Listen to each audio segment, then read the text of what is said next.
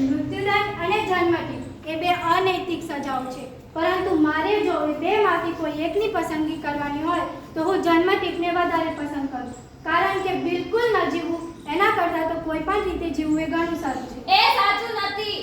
જો 5 વર્ષ પણ એકાંતના જેલવાસ ભોગવી શકતા હો એમ માનતા હો તો હું 20 લાખની શરત મારવા તૈયાર છું. એકાંતના જેલવાસ કરતાં ભાગ્યે જ બીજી કોઈ શરત હશે જે ઓછી કંટાળાજનક છે. તમે આ સમજીને કહી રહ્યા છો? મને શરત મંજૂર છે. હું 5 વર્ષ નહીં પરંતુ 15 વર્ષ સજા ભોગવીશ. 15 વર્ષ? એ સજ્જન, હું 20 લાખનું જોખમ ઉઠાવવા તૈયાર છું. કબૂલ કબૂલ. જો તમે 20 લાખનું જોખમ ઉઠાવો છો તો હું મારી સ્વતંત્રતાનું જોખમ ઉઠાવું છું. એ નવયુવાન, છેલ્લો નિર્ણય લે એ પહેલા 2 વખત વિચારી લે. મારે મારા 20 લાખની કાંઈ ચિંતા નથી, પરંતુ તારે તો તારા જીવનના ઉત્તમમાં ઉત્તમ 15 વર્ષ ગુમાવવાના થશે. એક વાત કદી ના ભૂલતો, ફરજિયાત ભોગવેલી સજા કરતાં પોતે સ્વીકારેલી સજા એ વધુ કઠોર લાગે છે. હું મારી વાત પર મક્કમ છું. સજાની કેટલીક શરતો, જેમ કે બેંક માલિકના ઘરના બાજુના ઘરમાં રહેશે, ચોકીદાર પણ યુવાન વકીલની ચોકીદારી કરશે, 15 વર્ષ સુધી વકીલે એ આવાસન ક્યાંય નીકળવું નહીં, તેમજ કોઈ માણસને મળવું નહીં, કોઈ માણસનો અવાજ ન આવવો જોઈએ, કોઈ જાતના સમાચાર પત્રો આપશે નહીં, સંગીતના સાધનો કેટલાક પુસ્તકો રાખી શકશે, પત્રો લખી શકાશે, જે ખાવા ઈચ્છે તે મેળવી શકશે, તે પણ નાની સરખી ગણની પાટીમાં. શરતનો સમય 14 નવેમ્બર 2010 થી 14 નવેમ્બર 2025 12 વાગ્યા સુધીનો રહેશે. જો વકીલ સમય કરતાં પણ 10 મિનિટ પહેલો નીકળી આવે તો તેને 20 લાખ રૂપિયા આપવાના રહેશે નહીં. પ્રથમ વર્ષે એકલવાલ હતા. ધીમે ધીમે પુસ્તકો વાંચન ચાલુ કર્યું, પ્રસિદ્ધ પ્રાચીન ગ્રંથો વાંચ્યા, સંગીતની મોજ માણી અને કલાકો સુધી લખ્યા કર્યું. એ રીતે 5 વર્ષ વીતી ગયા. છઠ્ઠા વર્ષે વકીલે તત્વજ્ઞાન ઇતિહાસનો અભ્યાસ કર્યો. 4 વર્ષમાં 600 પુસ્તકો વાંચ્યા. 10મા વર્ષે ફક્ત બાઇબલનો અભ્યાસ કર્યો.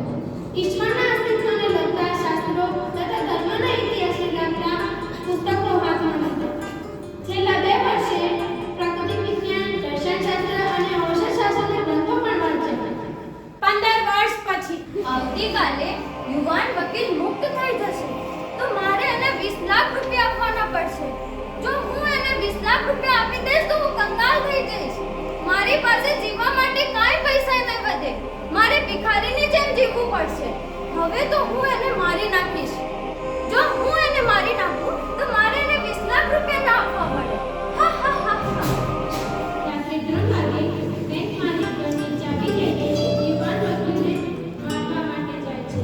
ચોકીદાર સૂઈ ગયો હતો.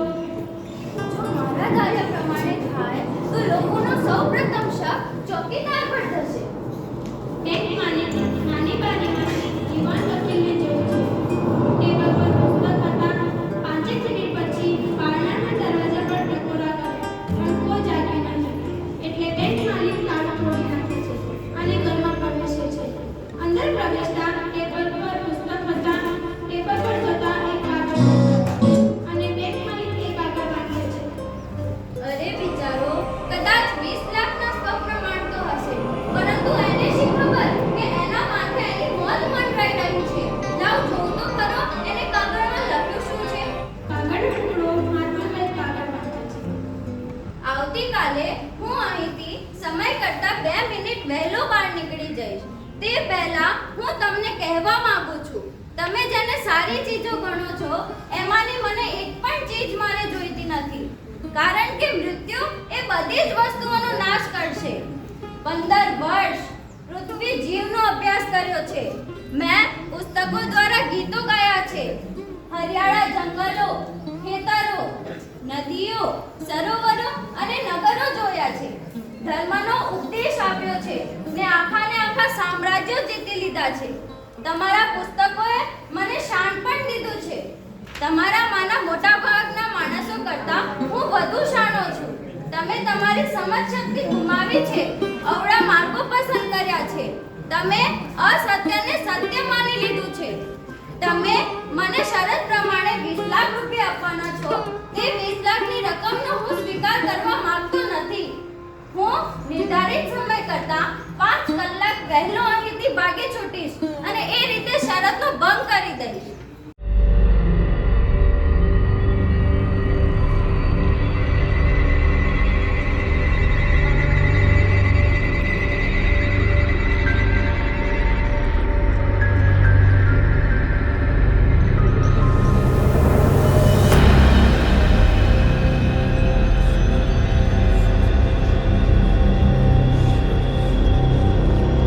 પત્ર વાંચીને બેંક માલિકના આંખમાંથી આંસુ આવી જાય છે.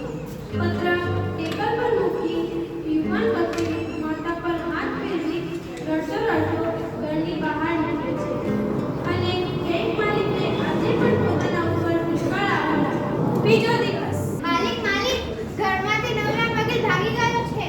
હાશ, હવે મારા મનને શાંતિની અનુભૂતિ થઈ. હવે મારે યુવાન વકીલને 20 લાખ રૂપિયા ન આપવા પડે. હવે હું મારું જીવન શાંતિપૂર્ણ વિતાવું. આ વાર્તા અંગ્રેજી ભાષામાં ધ બેટ નામથી રશિયા દેશના ખ્યાતનામ વાર્તાકાર એન્ડો ચેખાએ લખી છે. ધ બેટનું ગુજરાતી ભાષામાં અનુવાદ ડૉક્ટર રમેશ આ ઓઝાએ શરત નામથી કરી હતી. અંગ્રેજી સાહિત્યના લેખક સર આર્થર કોને કહ્યું છે કે પુસ્તક વાંચન જ્ઞાનની દુનિયામાં પ્રવેશ કરાવનાર જાદુઈ દ્વાર છે. આજે સમગ્ર વિશ્વમાં જ્ઞાનનો વિસ્ફોટ થઈ રહ્યો ત્યારે જ્ઞાનના ભંડારના તાળા પુસ્તક વાંચન રૂપી આગી દ્વાર ખોલી શકાય છે. પુસ્તકો આપણા જીવનમાં અંધકારમાંથી પ્રકાશ તરફ લઈ જાય છે. પુસ્તકો આપણા જીવનમાં જ્ઞાન મેળવવા, વ્યવસાય સફળતા મેળવવા, જીવન જીવવામાં માર્ગદર્શન મેળવવા, મનોરંજન મેળવવા અને શૈક્ષણિક સફળતા માટે ખૂબ જ જરૂરી છે. અમેરિકાના ભૂતપૂર્વ રાષ્ટ્રપ્રમુખ અબ્રાહમ લિંકને કહ્યું છે કે હે જગત, મારા યુગને પુસ્તકોની દુનિયાના દર્શન કરાવજે. ટેકનોલોજીના યુગમાં લાઇબ્રેરી સ્મશાન બની રહી છે.